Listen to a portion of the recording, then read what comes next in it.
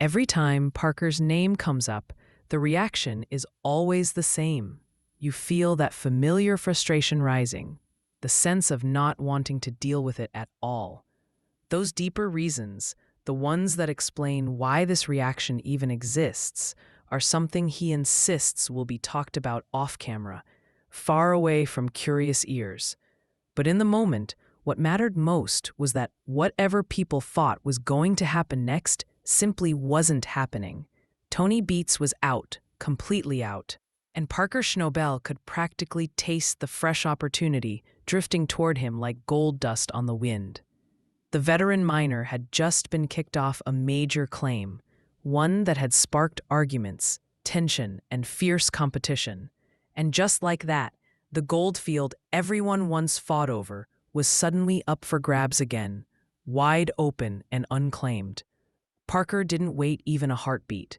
As soon as the news reached him, he sent the signal. Instantly, his crew erupted into action like a storm breaking loose after a long, tense silence. Engines thundered to life, shovels sliced into the cold ground, and the once quiet camp burst into chaotic motion. The air buzzed with urgency, men shouting instructions, metal clanking against metal, and dust rising in soft golden clouds beneath the weak northern sunlight. According to insiders, Tony's sudden ban didn't just disrupt his schedule. It left behind a fortune buried untouched in the earth. Parker's crew dove straight into those layers of rich pay dirt that Tony never had the chance to reach. By late afternoon, the trucks hauling ore were groaning under heavy loads, each one glittering with the promise of what might come next. Observers standing on the sidelines whispered that this could very well be Parker's boldest move yet. And as Parker's team pushed deeper into the claim, Tony could only watch from afar, helpless, the gold slipping through his fingers like thawing snow. But the trouble hadn't come out of nowhere. It all began quietly, just before dawn. Tony's foreman stepped into the pit as usual, but something made him freeze mid-step. The massive dredge, the legendary metal beast that had chewed through frozen ground for years, stood completely still.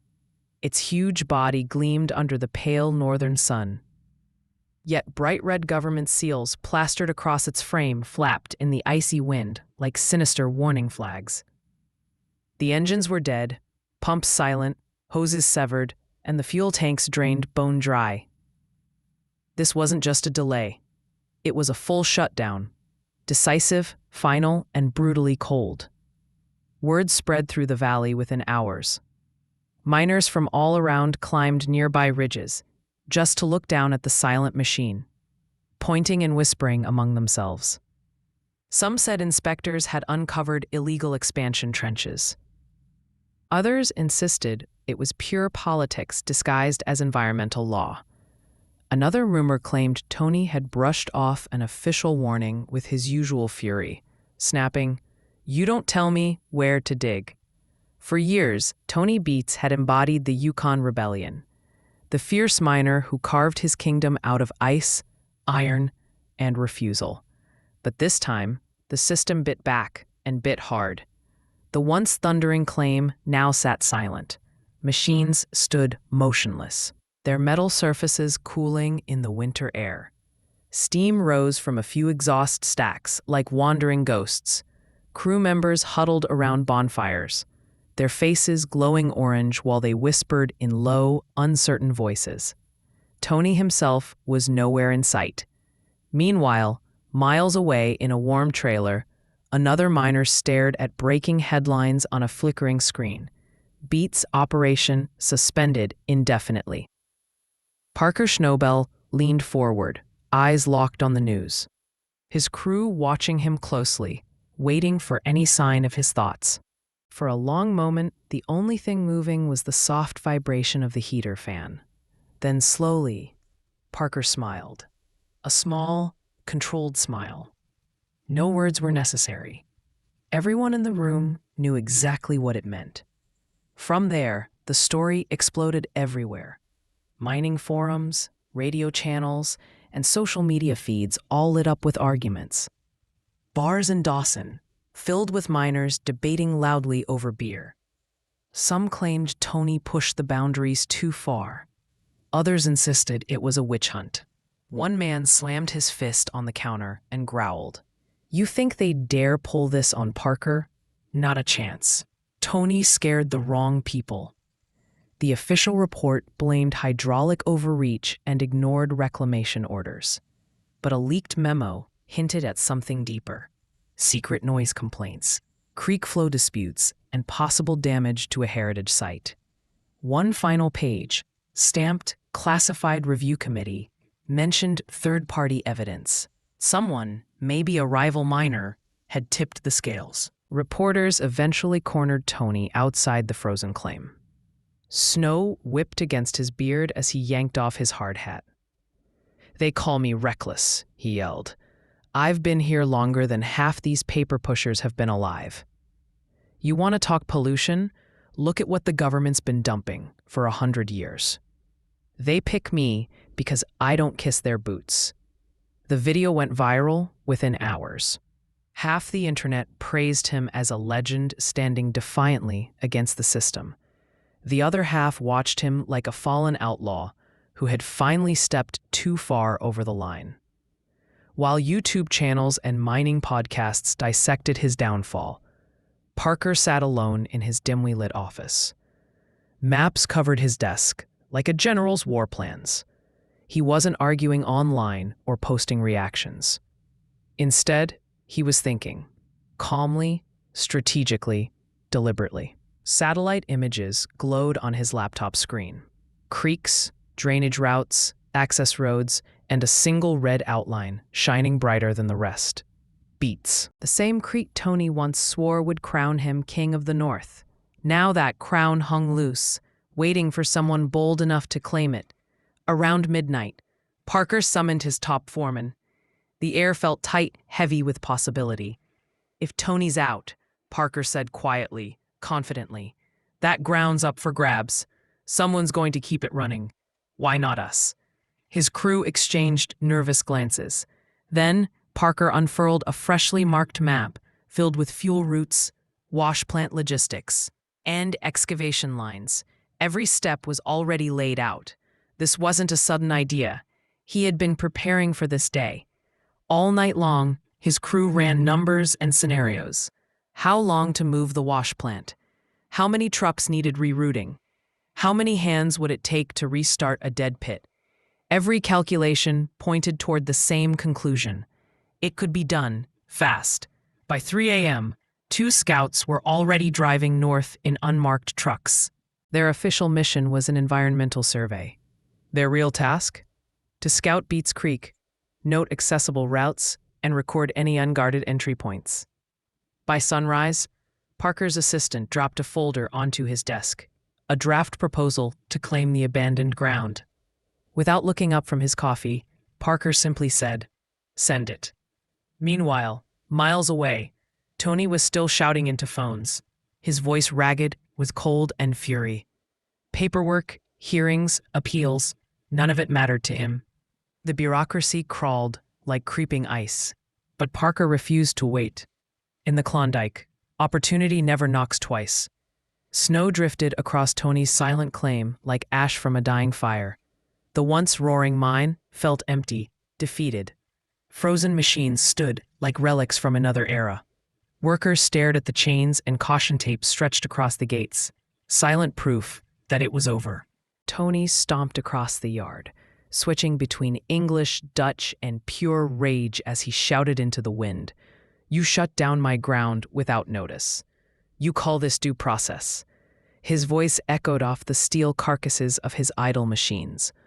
Mechanics sat in the equipment shed, surrounded by inspection papers, reports, and photographs, all stamped and signed by officials. Tony grabbed one document, ripped it in half, and hurled it to the floor. Cameras from the production crew filmed everything from a safe distance. When Tony kicked a frozen hose, it snapped like brittle ice, the crack sounding as loud as a gunshot. Spinning toward the camera, his eyes burned with fury. "They want a show?" he roared. "I'll give them a show." Across the valley, The silence shattered as Parker's trucks rolled in, bright yellow against the snow, moving like a well-organized convoy. The sight hit Tony's crew like a punch to the gut. Their mine wasn't just shut down, it was being replaced, piece by piece. Few expected Parker to move so quickly, yet within hours of Tony's shutdown, his lawyers had filed new paperwork under a fresh company name, Klondike North Ventures. On paper, it looked like a separate enterprise. In truth, it was Parker's most brilliant weapon, a legal shield built to take what Tony had just lost. And the filings, every page of them, were flawless. Every signature, every clause, and every route had already been prepared long before the confrontation ever began. Parker's team had done their homework meticulously, waiting patiently for this very moment to arrive. So when the government slammed Tony's doors shut, cutting off his operations completely, Parker simply walked through another one as if he had been expecting it all along. And while Tony's machine sat silent under frost, still and lifeless in the bitter cold, Parker's new crew was already breaking ground just a few miles east. Engines were roaring, gold dust was flying, and the entire mining empire was shifting from one man's hands to another's.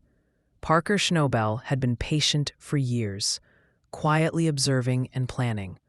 But when the moment finally came, he moved with surgical precision. While most of the mining world was still gossiping about Tony Beets' shutdown, Parker had already begun buying up the smaller leases that surrounded Tony's claim. They looked insignificant on paper, simple but narrow access roads, runoff channels, and side lots that no one paid much attention to. But to Parker, they were choke points. By owning those tiny scraps of land, he boxed Tony in without ever crossing an actual boundary. It was like tightening a snare around a trapped animal. If Tony ever managed to appeal his ban, he would have nowhere to expand, no routes for movement, and no legal way to drain runoff. Parker had built a fence made entirely out of paperwork, and it closed around Tony fast. Haul roads widened overnight as bulldozers growled through the snow. Power lines snaked toward the frozen valley in long, twisting paths. Portable generators arrived by convoy, one after another. Parker's logistics crew ran the entire operation from a mobile trailer glowing with monitors and radios. Their voices crackled over the airwaves, quick, confident, and relentless. By the second night, the valley glowed like a sports field under bright floodlights. Parker's new machines roared to life less than a mile from Tony's dead claim, and the contrast between the two sites was haunting. While Tony's dredge sat in darkness, half buried in frost and forgotten, Parker's excavators lit up the snow like daybreak. A drone camera captured the scene from above, showing two worlds side by side. To the west was Tony's silent empire. To the east stood Parker's bright new kingdom. Within just 72 hours, the steady hum of Parker's iron replaced the quiet Tony had left behind. From a rocky ridge above the valley, Monica Beets stood watching it all unfold. Her breath fogged the cold air as she gripped her binoculars tightly. The lights below stung her eyes, cutting sharp lines through the dark. "He didn't waste a damn second," she whispered, lowering the lenses. Her jaw tightened. To her, this wasn't just business or competition. It felt like an invasion, like watching a king being pushed into exile. Inside his trailer, Tony Beets studied a table covered in maps, claim deeds, and geological charts. His family and oldest crew members surrounded him silently, waiting for him to speak. He stabbed a gloved finger at the center of a map. "If they want a fight," he said, "they'll get one." The room stayed still. No one doubted him. Tony grabbed his satellite phone and began making calls. They could hear voices from another time, men who had dug beside him in the old days. "You still got those pumps? Those hoses?" he asked, his tone calm but sharpened with steel. "I might need them." He traced his finger southward, across the map to a narrow gulch he had prospected decades ago, and later abandoned. "Nobody's watching that spot," he said. "No cameras, no inspectors. We set up there. Small scale, no paper trail." The meaning hit the room instantly. Tony wasn't talking about filing an appeal. He was planning something off the grid, a hidden operation with no permits, no oversight, and no spotlight. In the days that followed, his trusted workers began to vanish from the main camp in pairs. 2 men gone one night, 3 the next. Trucks rolled out under moonlight, their logos painted over and their license plates crusted with mud. Fuel drums were loaded quietly, their labels scratched clean. Rumors spread fast across the Yukon that Beets was back, and that nobody could put down a man like that. And in many ways, it was true. Tony had built his life in defiance of rules. To him, every mountain was a challenge, and every law was just another obstacle to push through. The shutdown only gave him a new reason to dig harder. Meanwhile, Parker's world thrummed with rapid progress. Bulldozers leveled new ground day and night. Conveyor belts stretched across the flats like long silver ribbons. Wash plants thundered beside the icy river. His first test sluice poured out coarse flakes that gleamed under the work lights. Rich gravel, the very deposit Tony had once promised would crown him king. For Parker, it was vindication. Every sleepless night and every risky decision was already paying off. However, things soon started to feel strange. One morning, the motion sensors along the southern perimeter blinked red. Movement detected. The crew checked the cameras, but saw nothing except swirling snow and thick mist. The next night, tire tracks appeared on the ridge where no company truck had traveled. At first, Parker dismissed it. Maybe hunters, maybe local kids passing through. But a few days later, one of his foremen froze during the morning briefing. "What the hell is that?" he said, pointing upward. A drone hovered in the pale sky, silent and steady, circling their new wash plant. It wasn't one of theirs. "Whose drone is that?" someone shouted. The crew rushed outside, staring as the machine drifted away through the mist. Parker stepped out from the trailer, coffee cup in hand, his eyes cold and unblinking. He didn't ask. He didn't need to. Far to the west, at the edge of the forest, Tony Beets stood beside his pickup truck, with the wind tugging at his coat. He held a controller in his gloved hands, eyes locked on the small screen. The live feed showed Parker's site in crisp detail. Excavators, fuel lines, trucks moving in perfect formation. Tony grinned, low and bitter. "Nice setup, kid," he murmured. "Let's see how long it lasts." As winter deepened, the rivalry between the two camps turned electric. The Yukon sky stayed pale and cold, but online, the fire was spreading like a storm. Miners across the north traded rumors. Forums exploded with theories. Was Tony really digging again? Was Parker too close to his old claim? The snow piled higher, muffling every sound in the valley. Yet beneath that calm white surface, two forces were moving. One was out in the open light. The other was buried in the shadows. Parker's empire gleamed with legality and ambition. Tony's rebellion burned quietly, hidden and fierce. And as the floodlights shone across the frozen flats, the line between the old king and the new blurred into the night. These were two men chasing the same gold, the same dream, but only one would still be standing when the thaw came. The internet caught fire before the sun even rose over Dawson City. Hashtags like "Justice for Beets" spread across every platform within hours. Comment sections filled with fury and disbelief. Fans demanded answers, convinced that the so-called king of the Klondike had been buried under politics, not mistakes. Old clips resurfaced of Tony barking orders, hauling mud, laughing through blizzards, videos that spread like war banners, reminding everyone of the man who had built his fortune from frozen dirt and raw willpower. "Say what you want," one post read, "but Beets built this place from nothing." Others pushed back just as hard. Environmental voices loaded the threads, calling the shutdown long overdue. They shared drone footage of Tony's site, showing pools of oil shimmering beside the tailings and dark trenches carved like scars through the ice. "That's not mining," one activist wrote. "That's destruction." For the first time in years, Tony Beets wasn't just an ordinary miner. He had become a national headline. While Tony's name burned through every feed, Parker Schnabel's image began to crack. Half the audience called him a prodigy, a man who moved fast when others froze. The rest called him a vulture, feeding on a rival's corpse. He didn't wait for the dust to settle, one blog wrote. He kicked it up himself. Even Parker's own supporters started to squirm. Something about taking over Tony's legacy felt wrong, almost like crossing a line that didn't belong to him. However, Parker didn't slow down. He couldn't afford to.